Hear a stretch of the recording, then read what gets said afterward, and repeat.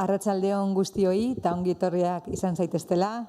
2021ko azaroaren 25ko udalbatzar hontara ikus dezakezuenez, 5 dira eta plenoari hasiera emango diogu, hain zuzen ere, 7 indarkeriaren matxistaren ekitaldia izango degulako.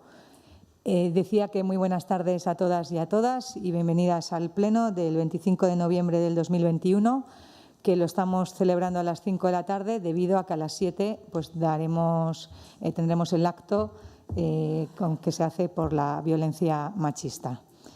Hasiera emango genioke plenoari. Arratsaldeon, lehenengo puntua 2021ko urriaren 28an egindako bileraren aktaren zirriborroa irakurri eta onartzea bidezko bada. Primero, lectura y aprobación si procede del borrador del acta de la reunión celebrada el 28 de octubre de 2021. Modifikaziorik ez balego, onartutzat emango genuke puntu hau. Si no hubiera ninguna modificación, daríamos por aprobado este acta. Bigarren puntua, Andoaingo plan orokorreko 45 Agirialai hirigunerako zatikako planaren testu bateratua behin betiko izaeraz onartzeko proposamena. Segundo, propuesta de aprobación con carácter definitivo del texto refundido del plan parcial del ámbito de intervención urbanística 45 Agirialai del Plan General de Ordenación Urbana de Andoain.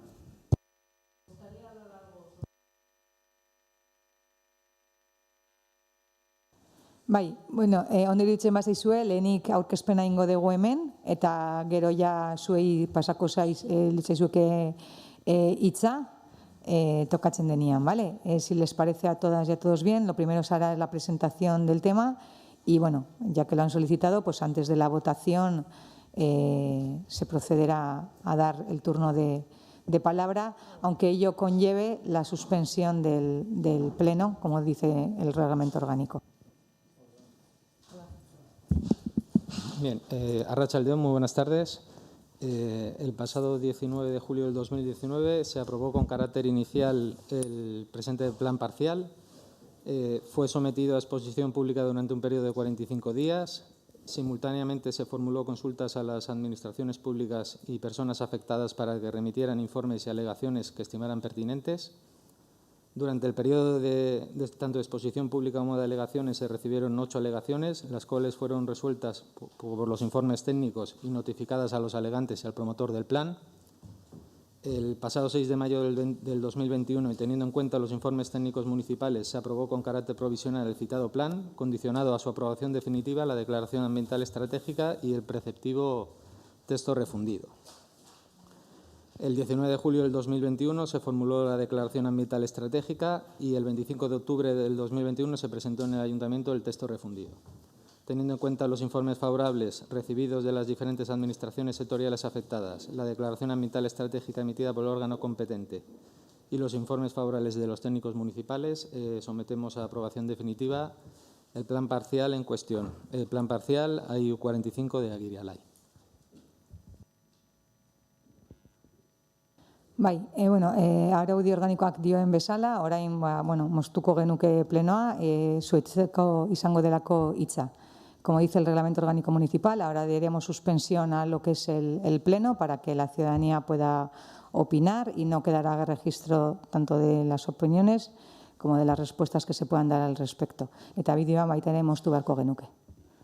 Bai, ez dakit norbaitek hartu nahi duen hitza, bai.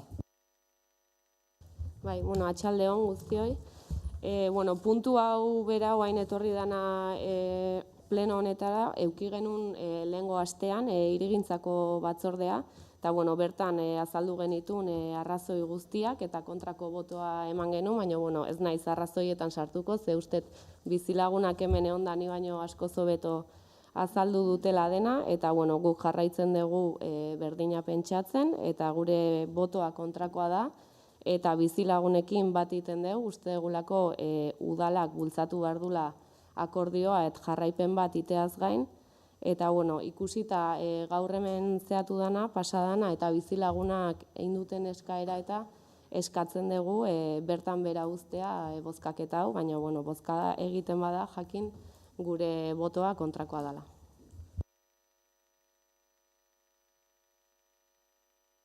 Bueno, nuestro grupo, en la misma línea, como comentamos en la comisión de la semana pasada, nos parece que ha habido una falta de empatía total con los vecinos, porque bien que el promotor no se ha puesto en contacto, y bueno, ahora mismo lo han dicho ellos de nuevo, tampoco sabía que habían mantenido ninguna reunión, pero sí me consta por la reunión que tuvimos anteriormente que incluso el promotor les veía y no les decía nada, y todo lo que se enteraban por terceros. Entonces, no nos parece una postura muy lógica desde el ayuntamiento que una promoción de iniciativa privada, que tampoco es que vayan a hacer una carretera ni algo que cumpla una función social, que eche la casa de unos vecinos, que a lo mejor se podía haber mirado de alguna otra forma, no lo sé, quizás, pero lo que no nos parece para nada correcto es el trato que se ha dado a los vecinos. En realidad, ninguno. O sea, porque no se ha hecho una mediación, que es lo que yo os puse la semana pasada, que a lo mejor urbanísticamente, lo desconozco, no se puede hacer nada, pero lo que sí que tenían que haber visto los vecinos es un acompañamiento por parte del ayuntamiento, que creo que está claro, que hoy lo han dejado clarísimo, que no se sienten amparados por nosotros. Entonces, vienen un poco a ratificar lo que yo dije en la comisión de la semana pasada. Entonces, lo que no me parece lógico, y ellos también lo han subrayado, es que antes de llegar a un acuerdo, ahora se hace una aprobación definitiva, con carácter definitivo, como viene en el punto, ¿no? Y luego, pues ya veremos a ver qué pasa, ya veremos a ver si me dan un justiprecio, si me dan algo o si no me dan nada, ¿no? Yo pienso que el bien es de ellos, que sí que se tenía que haber negociado previamente y que se podía haber ido paralelamente. Entonces, nuestro grupo, también piensa que no se han hecho las cosas bien, que se podía haber obrado de otra manera, y también vamos a votar que no. Nik nahiko nuke, esan diren gauza asko ulertzen dira, eta nik uste ezin dira laukatu, eta situazio pertsonal konkretuak ulertu besterik ez daukagula, entzun eta ulertu, baina esan diren gauza batzuk argitu nahiko nituzke, porque adibidez esan da interes espekulatiboa eta dirua atera behar duela, udaletxe batek dirua ateratzea daukala. Nik uste udaletxe batek plan partzial bat edo bere plan generalaren garapena sustatzen duenean, nik uste ateratzen duen, efektibamente esan du Berdazko Zinegotziak, 1,5% etekina ateratzen du, baina ateratzen duen inbertsio hori apala izateaz gain, nik uste ezin degula ekonomikotik baloratu, desarrollo urbanistiko batek sortu ditzazken onurak edo hobekuntzak. Hori esan da, edozein prozesu urbanizadorek, edozeinek dauka alde on bat eta alde txar bat. Eta, efektibamente, ordenazioz kanpo dagoen eraikin batek dauka egoera oso larria, oso komplikatua, eta plan partzial bat desarrollatzen da bitartean ere, eraikin horrek ditu muga asko, eta muga horiekin, seguramente, elkarbizitu behar izan dezute azkeneko urte hauetan. Dena den, ez dira hemen hasten, hemen bukatzen, gobernu talde honek adibidez, dituen almenak. Osea, plan partzial lau dator, plan general bat albidetuta dagolako. Eta enaiz aurreko legaldia ze, hainaiz 2011az, nik uste 2011an onartzen dela plan generala, orduztik onartutako dokumentu horren garapen bat da. Esan dezagun, joko arauak ez ditugula korporazio mentan gauden nik uste zinegotzi gehienak, garai hartan ez zegoela inor korporazio hortan xeite hemen, ez? Alegia, guri tokatu zaigu gestionatzea plan general bat eman datorri zaiguna, eta plan partzial bat, kasu honetan, plan general hori garatzen duena. Nik uste hori ulertzeko nundi datorren hau, ez da guk asmatutako zerbait, gure borondate bat, baizik eta joko arauak, plan generalak finkatzen ditu, eta hemen egiten ari gana da, ariketa urbanistiko horren xehetasun bat, alegia, plan generalaren orokortasunetatik detailera jetxi, esan dezakegun. Eta horregatik, bat nator baitere dionekin, ez da prozesuan bukatzen. Prozesu urbanizadoreak oraindik paso asko ditu. Nire zalantza da, espropiazioen asuntoa, realojoen asuntoa hobeto esan da, ea prozesu honetan sartzeote dan. Nik ez dakit plan partzial honetan jasotzen dan, edo ez. Nik esango nuke aurrera jasotzen dan prozedimentua dela. Beraz, udal honek egin dezaken ekarpenik eraginkorrena izan daiteke, efectivamente promotorarekin eixeri, eta kasu honetan bizilagunen interesak, eta realojo horiek jasan behar dituzten bizilagunen interesak defendatzen saiatu. Baina, berriro diot, berme ez pentsatu bakarrik zaudetela. Ze espropiazio bat egiteko, justiprezioa kalkulatzeko, alegia, legeak berak finkatzen ditu berme minimo batzuk. nik uste gure guantea hartzen ari badugu, gure lana izan behar duela udal bezala, korporazio bezala, saiatzea realojo horiek alik eta baldintza honenean lortzea. Baina berriro diot, nik uste ari gara litzen den realojoaz, eta hori torriko da fase, aurrerako fase batetan, eta gaur egiten dugun erdibideko pausua izango da plan partzialaren onarpena. Eta berriro diot, plan partzial hau dator, orain urte asko onartutako dokumentu baten garapen bezala. Eta ulertuz, sortu ditzazken ondoezak, edo egunerokotasunean bizitzan sortu ditzazken aldaketak, konpromesu hori hartu daiteke, ahalik eta ondoena bermatzera errealojo horiek.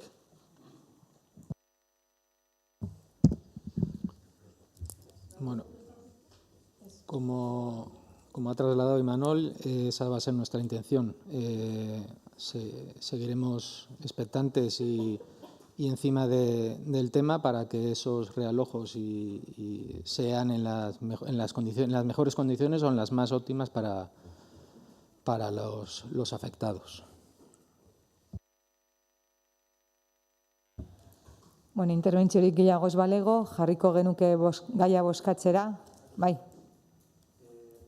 Ezakit ondo ulertu duan, baina EH Bildutik ezakit eskatzen den gaia mahai gainen ustea.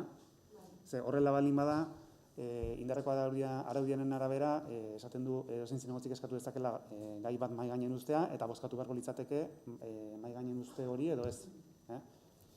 Bueno, esan legeak esaten du, eta orduan esaten du, cualquier concejal podrá solicitar que el expediente quede sobre la mesa, aplazándose su discusión para la siguiente sesión. En ambos casos, la petición será votada tras terminar el debate y antes de proceder a la votación sobre el fondo del asunto.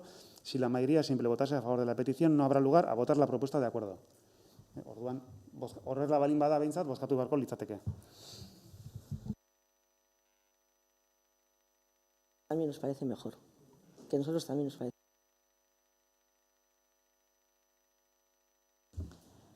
Bueno, orduan lehenik bozkatuko genuke hori, aplazatzeko aukera hori. Alde? Kontra?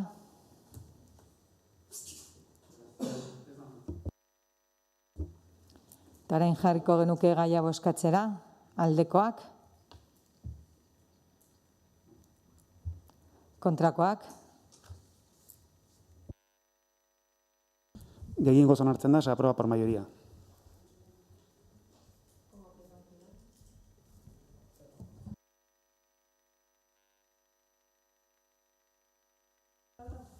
Gero, bukatzen degunean eta galdera erregutan, bale?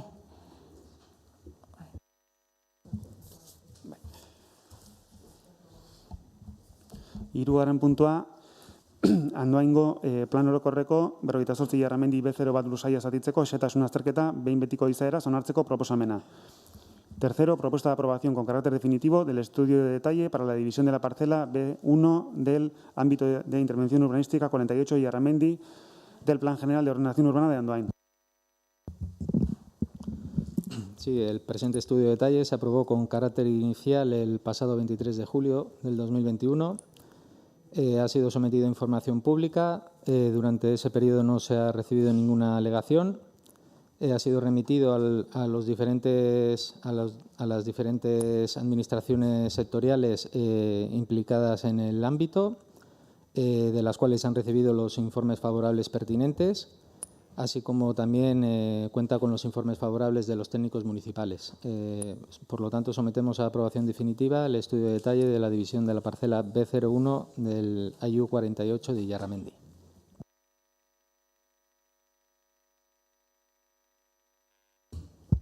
Bai, bueno, ni hemen ez naiz luzatuko, Jarramendiko garapenak etorri dian bakoitzean eta bain batzordeetan eta bai plenotan behin da berriz esan dugu, eta bueno, bakizu zein dan gure iritzia, eta bueno, simple esangoet, eta ez gaude ados Jarramendik hartu duen garapenakin, eta bueno, ondorioz kontrabozkatuko dugu.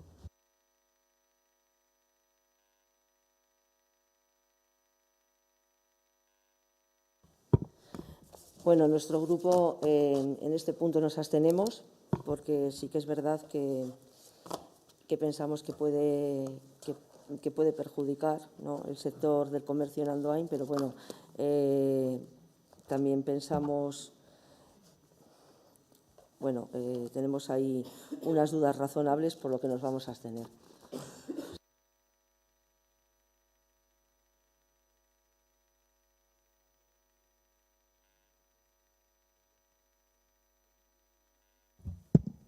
Bueno, indicar que Barkatu. Teresa, ondo zaude? Ura behar dezu? Bale, barkatu. Bueno, simplemente indicar que este ámbito está siendo impulsado por una promotora privada. Las empresas que se instalan en este ámbito vienen determinadas por la propia promotora. El ayuntamiento la labor del ayuntamiento es que todas estas empresas cumplan la normativa tanto técnica como jurídica. Y bueno, simplemente indicar que es siempre una buena noticia que nuevas empresas se quieran instalar en el municipio.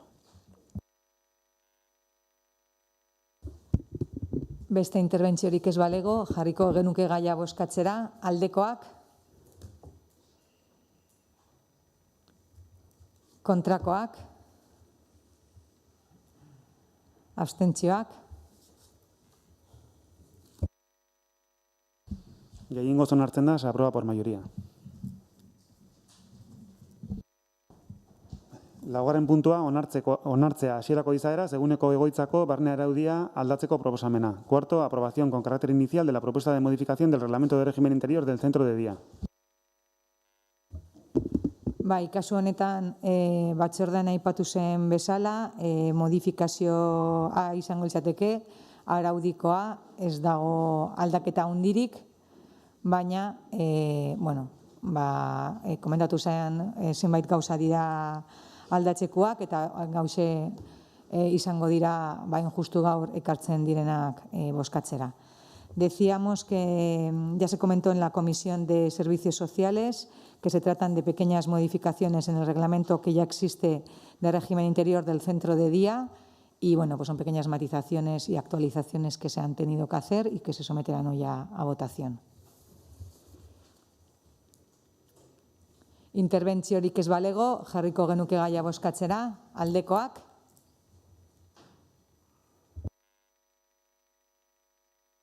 Aho batez onartzen da, se aprueba por unanimidad.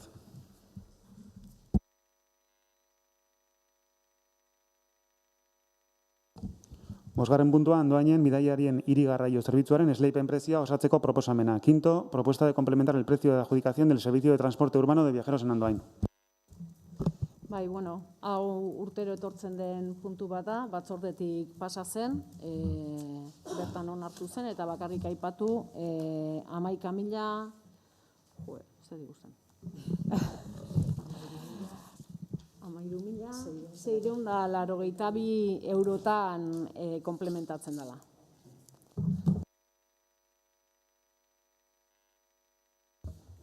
Interbentziorik ez balego, jarriko genuke gaia bozkatzera, aldekoak.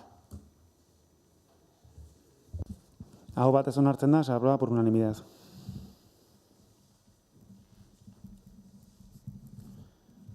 Seigarren puntua, 2021ko ekainaren 30eko datako kontu hartzaileak emandako txostenaren berri ematea. Sexto, dar cuenta del informe de 30 de junio de 2021 emitido por la interventora. Bueno, dakizuenez hau hilabetero ekartzen dugu kontu ematera, eta izan bezala, ekainaren 30ean, 2021ko ekainaren 30ean, egongo liratezke 934.980 euro pendiente. Decíamos que esto es una cuestión que, como marca la ley, solemos dar a conocer las facturas que están pendientes de pago por parte del Ayuntamiento, que a 30 de junio del 2021 conllevarían un importe total de 934.480 euros.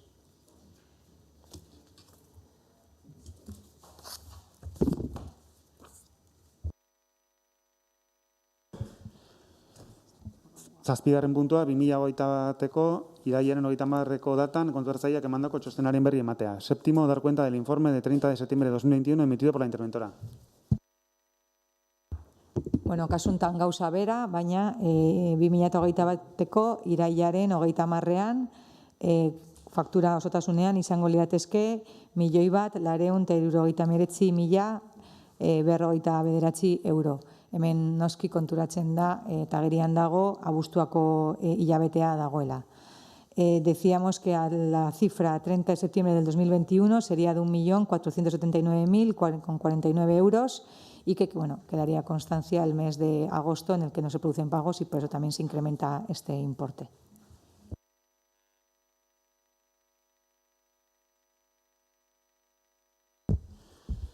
Zortzigarren puntua, Euskal Herria Bildu udaltaldeak 2021ko azaroaren 12an aurkeztutako mozioa interes publiko goreneko proiektuen erregulazio berriari buruzkoa.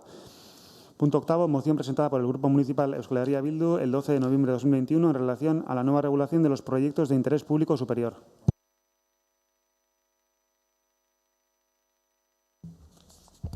Bai, atxalde on denei.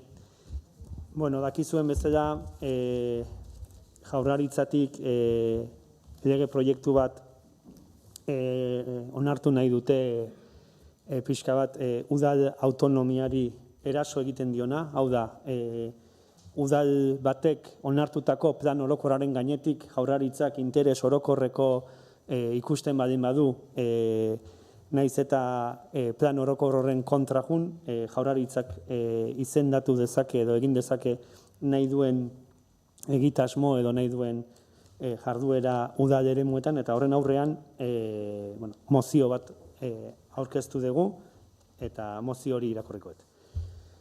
Interes publiko goreneko proiektuen erregulazio berriari buruzko mozioa. Gaur egun, ingurumen administrazioaren lege proiektua izapidatzen ari da Eusko Legebiltzarrean, eta zuzenketak aurkeztu ondoren Legebiltzarreko prozeduraren fase aurreratuan dago, epe laburrean onartu dadin. Eusko Jaurlaritzak aurkeztutako lege proiektuari aurkeztutako zuzenketarekiko baten xedea EAEko lurralde antolamenduari buruzko maiatzaren 31ko legea aldatu eta figura berri bat arautzea da. Hau da, PIPS edo interes publiko garapeneko proiektuaren figura sortzea. Aldaketa horren bidez, Eusko Jaurlaritzari ahalmena ematen zaio ustezko ingurumen hobekuntza izan dekien edozein azpiegitura interes publiko goreneko proiektu izendatzeko. Baldin eta sustapen publikoa badago. Hala nola, energia berriztagarriak sortzeko proiektuak, zabortegiak, araztegiak, erauzketa proiektuak eta bar. Gainera, ez zaie aterik isten beste proiektu mota batzuei. Hala nola, ekipamendu handiei edo bestelakoei. Baldin eta ingurumenaren aldetik nodabaiteko justifikazio badute. Eremu degradatu baten planeatutako ia edozein proiektu esaterako. Aintzinako hondakindegi batean, golf zelai bat eta bar. IPGP izendapen horrek lurralde antolamenduko eta hirigintza plangintzako tresna guztiak azpiegitura berrira egokitu beharra ekarriko du. Hau da, herritarren parte hartzerekin egineko udal hiri antolamenduko plan orokorrari inposatu egingo zaizkie. Balizko interes orokorreko proiektu horiek toki eremuko administrazio publikoen irizpidearen aurkakoak izan arren. Zentzu horretan, IPGPak apoa baliagotu egiten du. Are gehiago, lurralde antolamenduaren legearen aldaketa honek toki erakundeen prebentzio kontroleko ahala ere baliogabetzen du. IPGP figura beraz, lurralde eta hirigintza plangintzaren ingurumen ezarritako adostasunen aurkako eraso bat da. Toki eremuko autonomia eta demokrazioa nabarmen urratzea. Udalari ez baitzaio aukerarik ematen, bere lurraldearen barruan desegokitza jotzen dituen erabilerak mugatzeko. Kezka handiz ikusten dugu ingurumen administrazioaren legea laster baldintza horietan onartu ahal izatea. Hori dela eta, Andoaingo Euskal Herria Bilduko udaltaldeak honako mozio aurkeztu du osoko bilkuran eztabaidatu eta onartzeko. Lehenengo puntua. Andoaingo udalaren osoko bilkurak adierazten du lurralde antolamenduari buruzko legeak interes publiko goreneko proiektuaren figura jasotzearen aurka dagoela. Eta baita ere, gure udalen toki autonomiarentzat kaltegarria den eta gure toki demokrazia urratzen duen beste edozein tresnaren aurka dagoela. Bigarrena, Andoaingo udaleko osoko bilkurak Eudel Euskadiko udalen elkarteari eskatzen dio udal interesa defendatzeko, jende aurrean adiraz dezala aurka dagoela eta dagozkion kudeaketa guztiak egin ditzala lurralde antolamenduari buruzko lege aurreko puntuan deskribatutako moduan alda ez dadin. Hirugarrena, Andoaingo udalaren osoko bilkurak mozio honen edukia Eusko Legebiltzarrera eta Eudel Euskal Udalen elkartera bidaltzea erabaki du.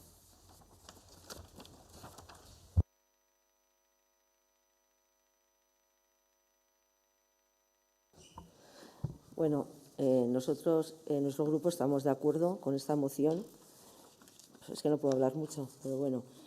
Sí que nos parece que puede hacer una injerencia sobre lo que se trata a nivel local y si pensamos que esto, si se lleva a cabo, puede tener una utilización partidista, ¿no? En las infraestructuras y en lo que se realice. Entonces, vamos a apoyar, la verdad es que no estoy muy bien y no puedo hablar mucho, ya lo siento, pero vamos a apoyar la moción.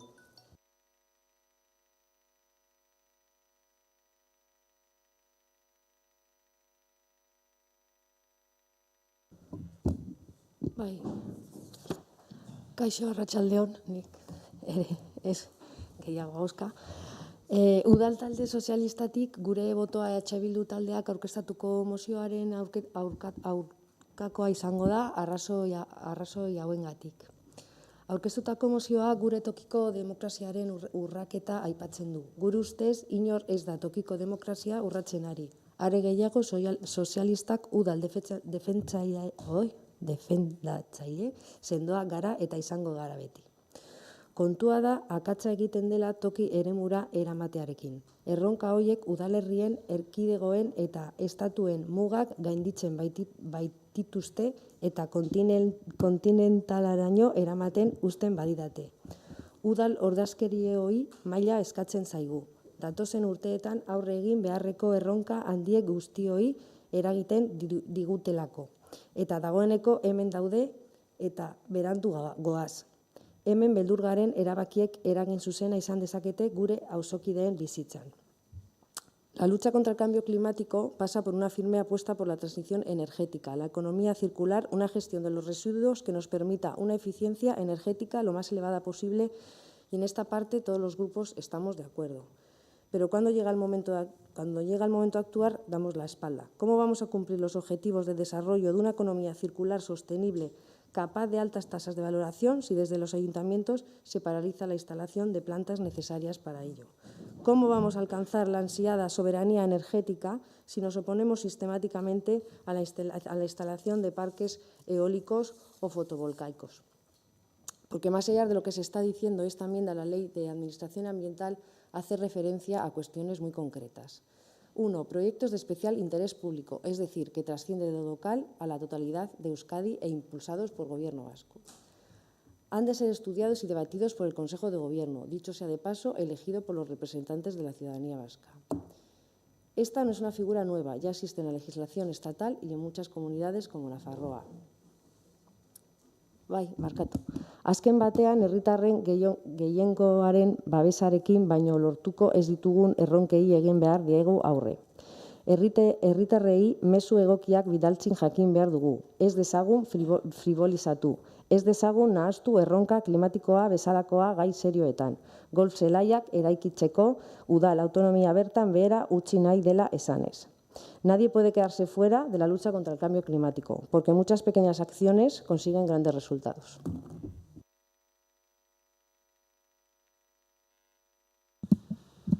Bueno, uste maia ez du humore pixkatiten, ongi etorri eman nahi diot gaur Andoni Alberezi besteak beste politikari profesional bilakatu delako bera.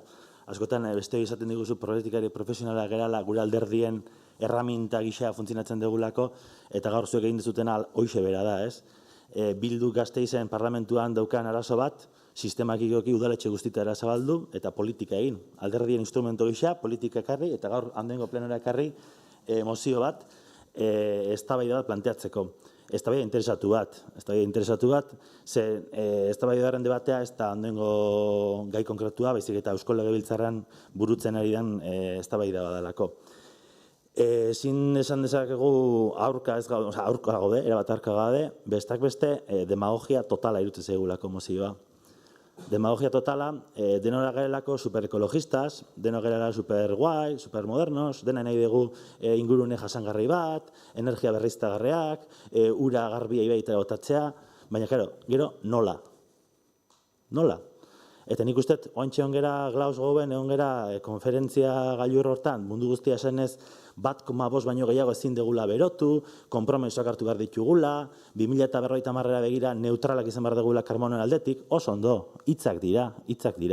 Baina hitz horiek ez bari maizkigu konpromisoa jartzen, jai, daukagu. Eta nik uste hor dagoela arazo honen muina, hor dago problema nagusia. Nik galdetuko banio Teresari edo Nera Mari edo beste horri, nahi aldezu zure etxe ondoan depuradora bat urzikina garbitzeko, saneamenduko urzikina garbitzeko.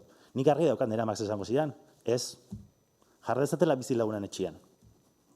Galdetuko banio, nahi aldezu energia fotovoltaiko edo molino eolikoa jartzea zure etxe ondoan, ez, jarri ezatela ondoko herrin. Eta jarrera hori, ez da jarrera koherentea gure diskursoekin. Eta gure ambizio klimatikoa izan behar bari madu, ambiziosoak izatea, eta efektibamente transizio bat egitea, ingurune jasangarri batetara, nola da galdera.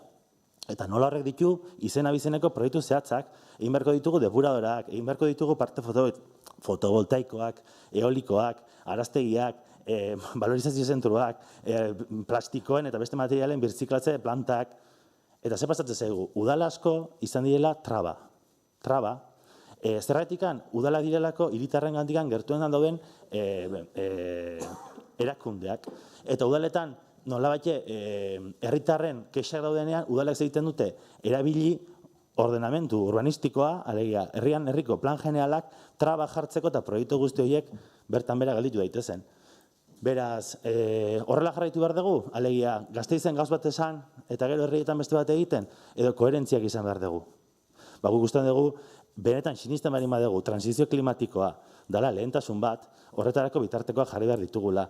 Eta bitarteko ambizioso horiek eskatzen dituzte proiektu estrategikoak, ez golf zelaiak. Proiektu hau ez da golf zelai egiteko. Eta interes generalako izendapen hori prozedimentu baten barrean arautzen da. Eta prozedimentu horren barrean arautzen bari da interes generaleko dela partke fotovoltaiko bat jartzea, zehaztu beharko da non, nola eta zergaitik, baina interes orokorraren pean. Ez golf zelai bat egiteko. Nik uste horra egiten dugula nola baitiko demagogia.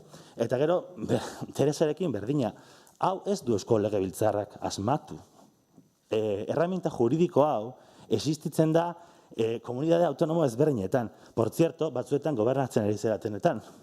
Alegia, está muy bien, en Euskadi no lo quiero, pero allá donde estoy gobernando y estoy dando el apoyo, por cierto, en Navarra también, con el apoyo de Bildu, allá me vale. Entonces es como, bueno, erraminta existitzen da. Ez da Euskadi, ez dira horren inovadoreak, adrebes, atzetik goaz, eta da nola bat azkartzeko prozesu bat, transizio energetiko bat, transizio klimatiko bat egiteko. Orduan, gure aldetikan, gure kontrako bozka, sinisten degulako, ez azkartu, behar ditugulako mekanismoak azeleratzeko prozesu guzti hau.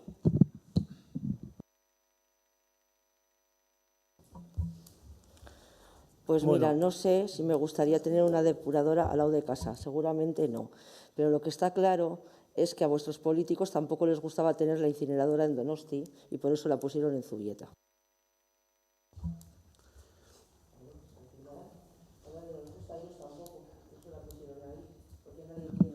Te recuerdo, la incineradora inicialmente no iba en terrenos de Zubieta, sino de Usurbil, y terminó en terrenos de Donosti, y Zubieta en ese sentido, esa parcela es Donosti. Quiero decir que esa similitud que has hecho con lo de la depuradora, o sea, nadie quiere nada que le pueda esto al lado de casa, está claro.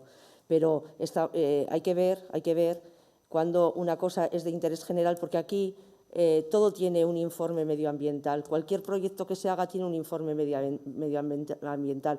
Entonces, al final, esto puede llegar a ser un coladero de que quiero hacer esto y como tengo un informe medioambiental y es favorable, pues se hace.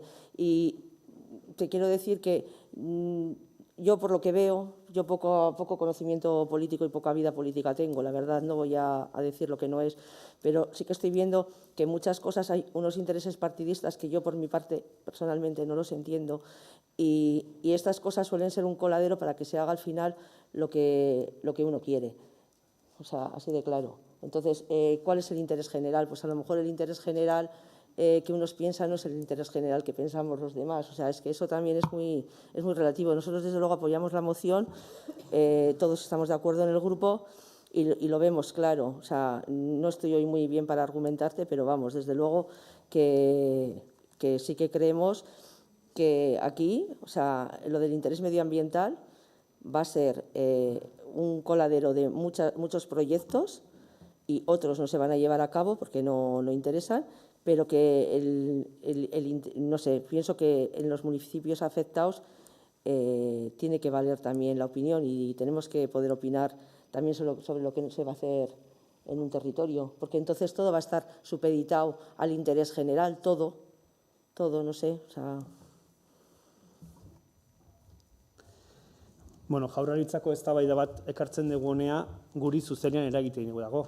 Osea, lege honek esaten duna da, Andoaingo udalaren, gure udalaren eskumenen gainetik, Jaurlaritzak erabaki dezakela gure lurretan berari iruditzen zaiona interes orokorrekoa baldin bada, hori egitea.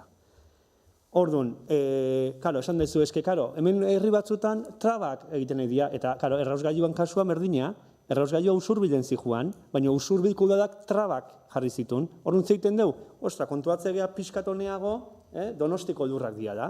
Eta, Donostiarrai ez dira egiten urruti dagoelako, eta orduan Donosti ningo dugu. Eta hau da, traba horiek, udalerriak ez jartzeko, ateatzen da lege bat. Horren, hemendik aurrea, esaten bada usurbilen nengo da. Esaten bada Andoainen nengo da. Eta hau da, gure telatuari harria botatzea. Zan, gu hemen geha Andoaingo udal ordezkariak. Eta honekin, esaten nahi geana da, hemengo lurretan zer egingo dan, Jaurlaritzak erabakiko du da. Eta gero, hemendikan urte batzuta esango dugu eske hori ez da gure eskumena. Eske hori Jaurlaritzaren eskumena da. Baina eske ez da gure eskumena, gaur, gu aigeadako behaiei esaten, hemendik aurrea zuek erabaki, interes orokorreko alma da, zuen interes orokorreko alma da, zer egin gure lurretan. Eta gu aigea onartzen, Osea, ez du badi hemendik aurre esatea, ez da gure kompetentzia, ez, gu aigea gaur onartzen hori. Eta oso gauza larria da. Eta ondo esan dezu, herri askotan traba jartzen nahi dira, bai. Eta traba jarriko dituzte, eta gauzak enbiar diadako, adostasuna, orekak bilatu beharko dira, herrian nahiak eta Jaurlaritzaren nahiak, eta zea, baina, eta mozionen kontra zaudete, bai, noski, zuek egin dezuelako lege hoi, normala, baina pentsatu behar dezuena da, hemen Andoaingo udal ordezkaria geha da, eta honekin lortzen nahi geana da, Andoaingo lurren erabakigunea beste nunbaitera eramaten, Hoixe da. Barkatu ez, tajantemente ez. Osa, izate demagogia egiten. Andoaingo udalak dauzka, utzi dezu mesedez zulete, hitz egiten, Andoaingo udalak dauzka bere almenak eta bere gabeziak eta bere mugak. Eta Andoaingo udalari, etortze zaizkiok, mira, hasta zenbat etxe bizitzain behar duten lehenoko eztabaida, ez du Andoaingo udalak erabekitzen. Daude dot izena duten erraminta bat, Jaurlaritza horrek, ustez, herri ordezkariak ez den Jaurlaritza bat, alegia martzianoa da, Jaurlaritza zenek aukeratzen du, herrietarrek aukeratzen duten, hori ere matizatzeko. Dot horiek finkatzen dute Andoainen, egin daitezken 1000 etxe bizitza, 2000, 5000 edo 10.000. Beraz, nun dago udal eskuduntza? Beste non baiten, beste kanpoko erakunde batek hartu dira baki hori, nun dago tren bat nundik pasatuko dan, edo geltoki bat nundik jartzengo dan, beste erabaki bat, beste erabaki esparru batetan, edo karretera bat, alegia, daude, edo aktibidade ekonomikoak, edo babesguneak, PTS forestalak, non esaten dan, mendiontan ezin dela hau egin, edo beste egin. Alegia, udal batzuk dituzte, uraderek dituzte eskumen batzuk, eta udal eskanei daude beste eskumen batzuk. Ezin dena esan, orain egiala inbaditzen, ez barkatu, ez gai inbaditzen inolako legai, egia esaten gaude, proiektu batzuk estrategikoak baldin badira, proiektu horiei bideman beharko zaiela. Eta proiektu horiek pasatu beharko dute filtro batzuk zehazteko ea zelburekin zertarako eta ze objetiborekin. Porque me río yo. Todos somos superecologistas. Eso sí, yo no quiero depuradora. Pues a mí sinceramente, el debate...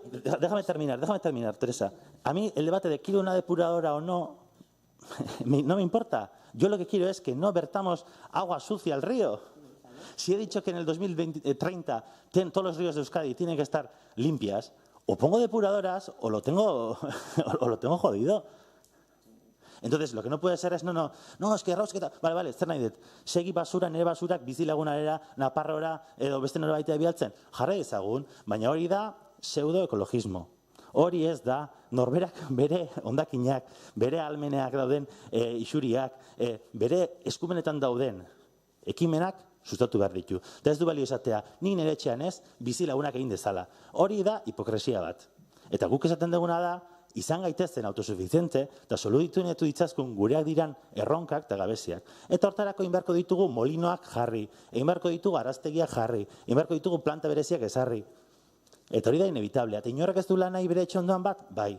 Baina norbaitek erabaki beharko duela, ze behar dugun, zenbateraino, eta non jarri beharko dan, ere bai. Eta izan beharko du interes orokorra guztiontzako delako, ez Andoaindarrentzako bakarrik. Baizik, Euskadi, kasu honetan Euskal Autonomia Erkidegoan bizi geran guztiontzako. Nik uste argi gelditu dira da posturak, gu berresten geha esan deunakin, gure ustez Andoaingo egia da gauza batzuk, ja Andoaindik kanpo erabakitzen dira eta hau bat gehiago izango ditzateke, eta gure ustez gu horren aurka gaude, ja guk nahiko genukena baino gauza gehiago erabakitzen dira Andoaindik kanpo, eta guk nahi deguna da lege aurrera ez ateratzea eta Andoaindarrek eta Andoaingo ordezkariek erabakitzea gauza hori buruz. Bueno, esan bezala nahiko argi gelditu dira jarrera guztiak, orduan bozkatzera jarriko genuke gaia, aldekoak.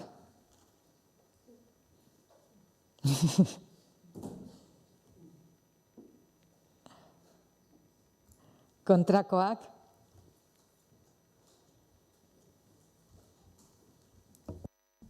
Ez da onartzen, oso aprueba.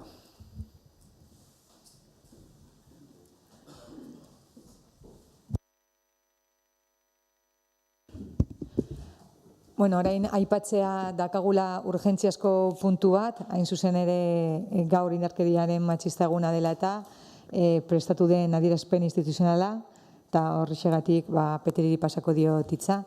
Decía que tenemos un punto fuera del orden del día que se quiere incluir por urgencia, que es la declaración institucional por el Día de la Violencia Machista.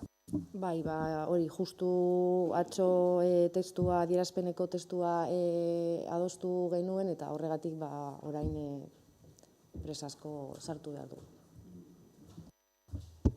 Vale, orduan lehenik eta behin jarriko genuke bozkatzera urgentziaz sartzea, bai? Someteríamos a la votación que se introduzca en el orden del día por urgencia. Aldekoak? Onartzen da, se aprueba por unanimidad.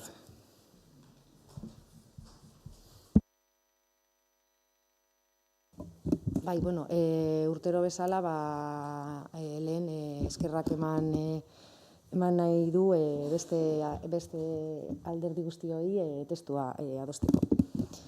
Azaroaren 25ean Andoaingo Udalak bat egiten du emakumeen kontrako indarkeriaren aurkako nazioarteko egunaren ospakizunekin.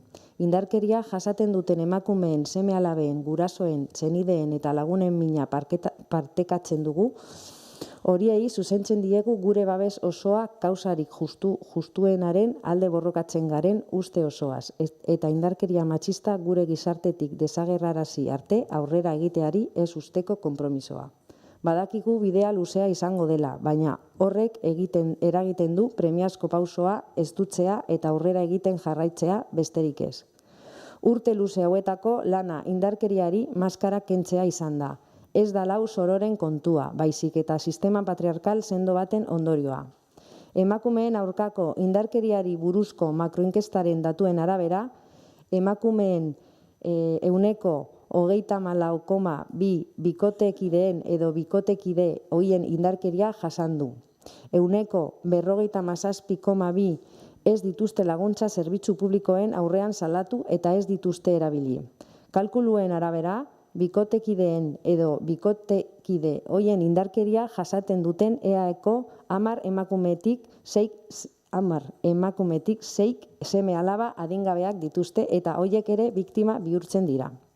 La llamada violencia vicaria es la violencia que se ejerce sobre la mujer con el fin de causarle el mayor y más grave daño psicológico a través de terceras personas y que consigue con su grado más elevado de crueldad con el homicidio o asesinato de las mismas, hijos e hijas, madre, padre, pareja actual, etc.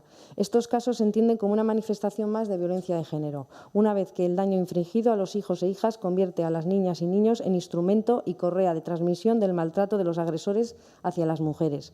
Las cifras aumentan cuando nos referimos a las mujeres jóvenes. Detrás de la frialdad de cada cifra y cada porcentaje está la vida de una mujer. Además de esto, según un estudio de Emakunde, solo la mitad de las mujeres que sufren violencia recurren a algún servicio público para pedir ayuda. La otra mitad está oculta. Pero no solo la mitad de las víctimas, también la mitad de los agresores están ocultos y también podrían ser nuestros amigos y nuestros vecinos, nuestros compañeros o nuestros socios, nuestros padres y nuestros hermanos. Ningún interés partidista debe estar por encima de la lucha contra una violencia que suma cada día dolor e injusticia y que nos avergüenza como sociedad. Por eso tenemos que actuar siempre desde la responsabilidad que implica hacer frente al mayor problema que tiene nuestra sociedad, buscando el acuerdo entre las diferentes fuerzas y sumando voluntades. Y es necesario construir espacios seguros para las mujeres, impulsar recorridos de empoderamiento y crear ámbitos de cuidado colectivo. Genero indarkeriaren aurkako konpromisoa ebaluatu, berritu eta eguneratzeko unea da, eta ahalik eta adostasun handiena lortu behar da. Genero indarkeria estatu kontua izaten jarrai dezan alderdi politiko guztiei dagokiena. Nabarmendu nahi dugu azken aldian sare sozialetan eta espazio publikoetan kide feminista askoren kontrako jasarpen handia ari garela ikusten. Ez da kasualitatea. Espazio publiko hartu eta diskurtso eraldatzaileak mai gaineratzen dituzten emakume feminista hauek jasartzea, antolatutako gorroto eta indarkeria matxista kanpaina baten ondorio da. Eremu digitalean gertatu diren jasarpen kasu hauek, gutxietsi ohi dugu, baina duten garrantzia eta emakume hauen jarduna eteteko duten asmoa salatzeko garaia da. Horregatik, lerro hauek erabili nahi ditugu espazio horietan dauden kidei haien lana eskertu eta alboan gaituztela esateko. Emakumeen aurkako indarkeria batera ezina da gizarte guztiz demokratiko batekin. Emakumeen segurtasuna eta bizitza bermatzea eta biktimak babestea ez da aukera bat, bete behar demokratiko bat baizik. Indarkeria matxistak interpelatu egiten gaitu eta tokiko administrazioek aurre egin behar diogu eskura ditugun bitarteko guztiekin. Gure eskumenen esparruan funtsezko zeregina betetzen dugu prebentzioan, baita emakume biktimei eta haien seme-alabei informazioa, aholkularitza, babesa eta laguntza ematen ere. Horregatik guztiegatik, Andoaingo Udalbatzak honako erabaki hauek proposatu ditu onar daitezen. 1. Contribuir a través de los servicios municipales a la detención de menores víctimas de violencia machista y a la intervención precoz en colaboración con otros agentes, servicios sociales, juventud, educativo, sanitario y policiales, etc., así como a la atención de las necesidades y condiciones de las mujeres con menores a su cargo y de los afectados con otras personas menores de edad. 2. Andoaingo Udalak ez du murrizketarik egingo 2022ko berdintasun aurrekontuetan eta gainera berdintasun unitateak egonkortzeko eta indartzeko konpromisoa hartzen du. 3. Poner en marcha programas y medidas que respondan a las necesidades que se evidencien en el diagnóstico sobre cuidados que se está llevando a cabo desde el Departamento de Igualdad. 4. Indarkeria bikarioaren errealitate hori agerian jartzen eta behar bezala hartatzen laguntzea. Besteak beste, Istanbulgo hitzarmena jasotzen dituen indarkeria bideen biktima adingabeak koordinazio protokoloetan eta indarkeria matxistaren biktimak hartatzeko protokoloetan txertatzea eta protokolok eguneratzea. 5. Garantizar la formación en igualdad del personal de la administración local, especialmente del personal que trabaja en la respuesta ante la violencia machista contra las mujeres desde la perspectiva de género y los derechos humanos. 6. Indarkeria matxistaren aurka borrokatzen duten eta gizonen eta emakumeen berdintasunaren alde lan egiten duten gizarte zibileko elkarte feministekin lankidetzan aditzea. 7. Seguir impulsando los programas de apoyo al empoderamiento de las mujeres y la prevención de la violencia entre la población más joven como instrumentos esenciales para impedir futuras situaciones de violencia. 8. Ziberindarkeria eta ziberjasarpena prebenitzeko eta erantzuteko estrategiak landuko dira indarkeria matxisten egungo egoeraren analisiari erantzuteko. 9. Ratificar el compromiso firme del Ayuntamiento de Andoain con los derechos de las mujeres y el compromiso de las víctimas para la erradicación de cualquier tipo de violencia machista. Eta era berean, Andoaingo herritar guztiek dei egiten diegu azaroaren 25 inguruan antolatu diren ekitaldietan, aktiboki parte har dezaten, bereziki indarkeria matxistaren biktima bentzeko ekitaldian, udaleak antolatuta hainbat emakume elkarterekin eta mugimendu feministarekin batera, gaur azaroaren 25ean, 9:00 azkenean Ondarretako he dicho 6:00? Barkatu, 9:00 zazpietan, azkenean ondarretako ikastetxea patioan, eguraldi txarra dago, eta azken hori indarrean dauden COVID-19 gomendio guztiei jarraituz. Mila esker, eta barkatu.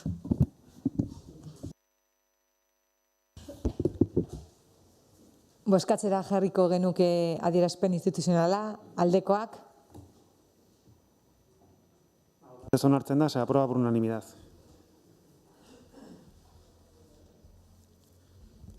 Kontrol atalera pasatuko gineteke, 9. puntua, ebazpenen berri ematea, zehazki, 1902-2021 zenbakidunetik, 2063, 2021 zenbakidunara. Noveno, dar cuenta de las resoluciones comprendidas entre la número 1902-2021 y la número 2073-2021.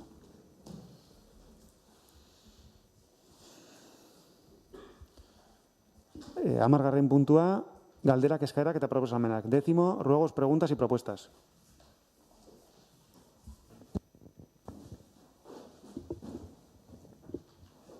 Kaixo. Buruntzaldeako Kontseilu Sozialistatik gatoz, gogoratuko zeaten bezala pirila bukaeran, herriko sarrera eta irteera eta herriko beste zenbait puntutan kamara batzuk jarri zian. Hasieratikan hartutako erabaki horrekin herritar batzuk desados azaldu ginen, eta gazte koordinadoras... Barkaidazu momentutxo bat, herrikorrak berriro moztu behar da, gure aldetik. Ja, plenoa, bai.